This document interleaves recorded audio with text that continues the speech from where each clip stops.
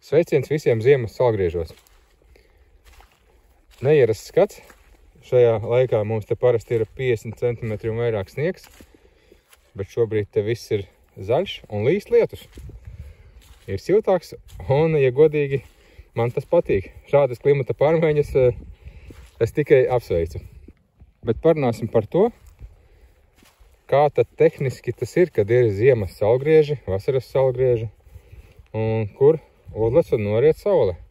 Vai tas tiešām ir austrumos uzlec un rietumos noriet, vai ir nedaudz savādāk tomēr. Un sāksim ar to, kad es paskatījos, kas tad īsti ir, kad ir ziemas salgrieži un kad ir saulstāvi, jo cilvēki sauc tos dažādi, salgrieži, saulstāvi. Nu, es paskatījos un es secināju, kad ziemas un vasaras salgrieži, tas ir Ziemassvētki un Jāņi, tā teikt, decembris un jūnijas. Un tad ir saucamais ekvinoks, jeb saulstāvi, kas ir septembrī un martā. Ir pavasara ekvinoks un rudens ekvinoks.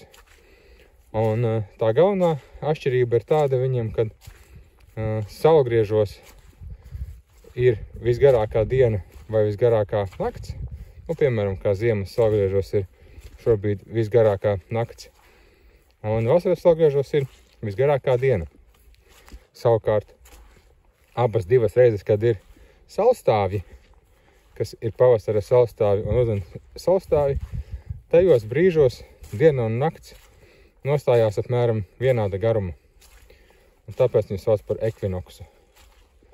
Tas tā kā ir tā galvenā atšķirība.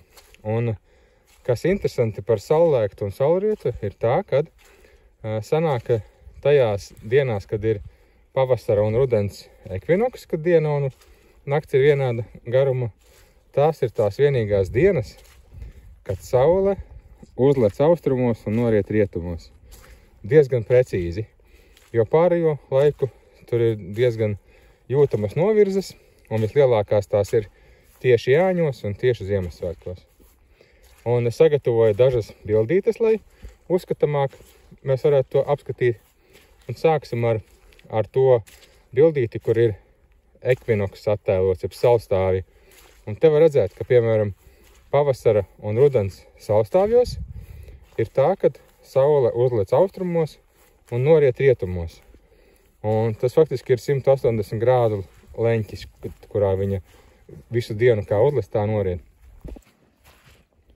Un tagad apskatīsimies, kā ir ziemas salgriežos, piemēram, šodien, kad saule uzlec dienvidu austrumos, nevis austrumos, un noriet viņa dienvidu rietumos.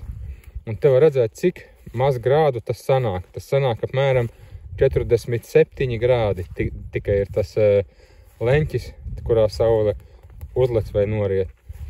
Un salīdzinājumam tagad apskatīsimies, kā ir Jāņos, jeb vasaras salgriežos, kad saule uzlec ziemeļa austrumos un noriet viņa ziemeļa rietumos.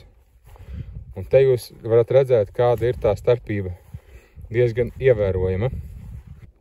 Un tad, kad skolā saka, kad saule uzlec austrumos un noriet rietumos, tas ir aptuveni tā. Bet, kā redzam, tad tomēr ir diezgan liela atšķirība starp ziemas salgriežiem un vasaras salgriežiem it sevišķi. Un ir tikai 2 dienas gadā, kad viņi arī uzlec tieši austrumos vai rietumos noriet.